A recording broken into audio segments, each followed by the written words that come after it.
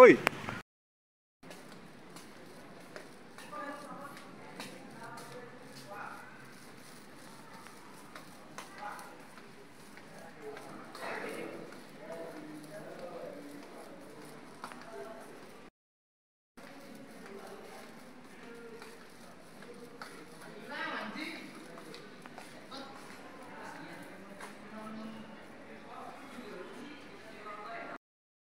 Kita sekarang ada di kelas, ini kelas di kafe.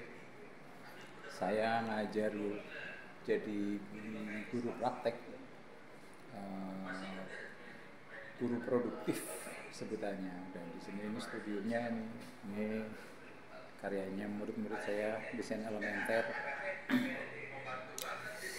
Jadi selain menjadi pelukis juga mengajar sebagai ya hiburan, karena interaksi dengan anak-anak itu bisa menambah wawasan, ide, terus mengupdate selera anak-anak. Jadi kalau saya membuat visual ilustrasi itu, setidaknya saya bisa dapat masukan langsung dari siswa-siswa saya. Kenapa mengajar?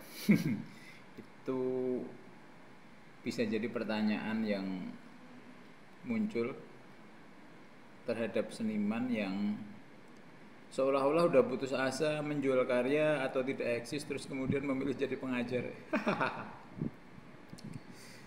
Ada beberapa yang bilang seperti itu, tapi kalau buat saya mengajar itu satu cara saya untuk refreshing sebenarnya, dengan bertemu anak-anak muda lagi, ABG, karena saya memilih di SMK ya. Saya bisa berbagi cerita, saya bisa mempraktekkan kemampuan komunikasi.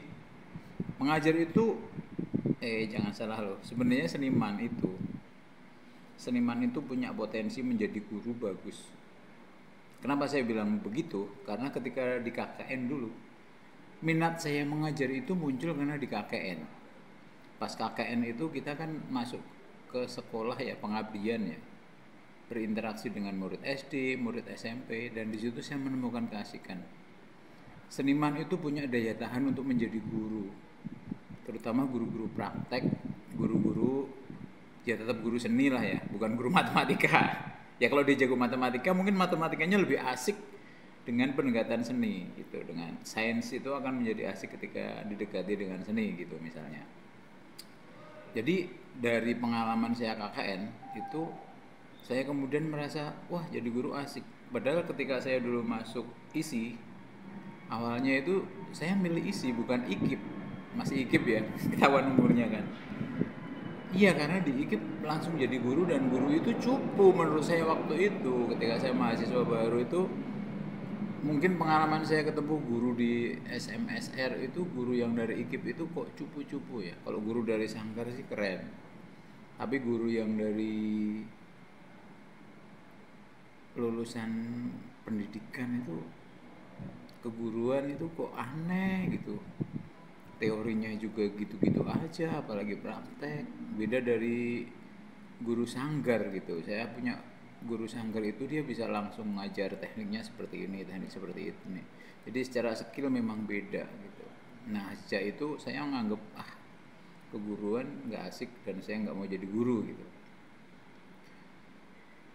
Kayaknya itu menjadi karma, dan saya sudah hampir 50 ya, di umur saya 47, saya justru ditawari ngajar.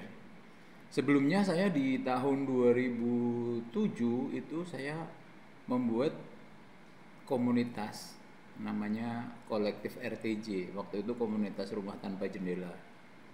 Itu kita memang mengajar, kita masuk ke lapas, ke penjara, terus di situ saya mengajarkan komik curhat.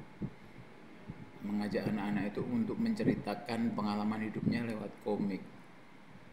Mungkin dari situ ya titik bijaknya kenapa saya kemudian pengen jadi guru. Apa saya nyaman jadi guru. Dan saya juga sempat kebayang, wah kayaknya jadi guru formal seru nih, dan mampukah saya gitu. Akhirnya setelah itu saya berapa kali mencoba. Tahun 2014 saya ditawari jadi guru untuk anak-anak berkebutuhan khusus, guru seni. Akhirnya saya sanggupi dan saya bisa bertahan sekitar hampir setahun sebelum saya kerja di konservasi. Jadi selain sebagai perupa, saya memang bekerja ya sampai tahun 2020, dan tahun 2019 itu saya iseng lagi. Ada tawaran jadi guru praktek. Saya nyambi 2 tempat waktu itu. Saya ngajar sama kerja di NGO sebagai education outreach. Ya, sama. Di NGO pun saya datang ke sekolah, bikin program awareness, bikin penyadartahuan ke masyarakat bahwa mereka perlu loh menyelamatkan lingkungan, menyelamatkan harimau. Pendekatannya edukasi. Nah, kemampuan menggambar ya saya maksimalkan. Anak-anak saya ajak interaksi membuat komik, memberi materi mereka tentang harimau, dan mereka sadar bahwa memang ada satwa yang perlu dilestarikan. Nah, kemudian setelah pengalaman masuk ke sekolah di proyeknya NGO itu, dan pengalaman juga zaman KKN itu yang jadi pijakan, saya kemudian memberanikan diri masuk ke sekolah dan konkret ya ngadepin murid normal gitu loh, bukannya anak lapas nggak normal, tapi murid yang memang dia normal dan formal. Kalau di lapas kan dalam kondisi khusus kan.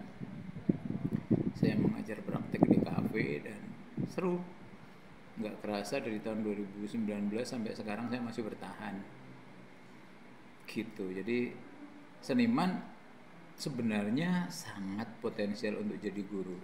Jadi jadi guru itu bukan pelarian gitu loh, karena udah nggak ada kerjaan yang lain. Enggak, guru itu butuh ketekunan, ketelatenan, dan seniman punya itu. Jadi buat teman-teman nggak ada salahnya tuh memaksimalkan potensi untuk menjadi pengajar.